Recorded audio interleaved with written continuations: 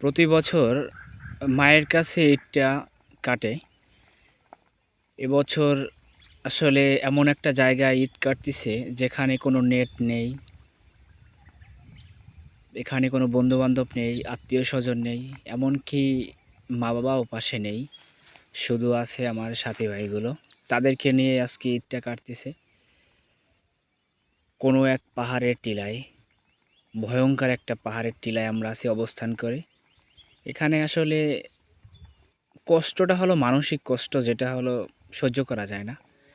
বাড়ির কথা মাঝে মাঝে মনে পড়ে, মায়ের কথা, বাবার কথা, বন্ধুবান্ধবের কথা, অনেক খারাপ লাগে, যেটা আসলে বলে বোঝাতে পারি না। আমি বর্তমানে আছি একটা টিলার উপর থেকে আমি ভিডিওটা বানাচ্ছি, আপনাদের দেখাই। আমি বর্তমানে যেখানে আছি, আমার এই সাইডে হলো ইন্ডিয়া, এটা হলো এই পাশে একটা নদী আছে, নদীর ওই সাইডে ইন্ডিয়া, আর এটা হলো আমাদের বাংলাদেশের ঝুম চাষ। এখানেই সবাই দেখতে পাচ্ছেন, বিকাল হয়ে গেছে, আলোটা কম।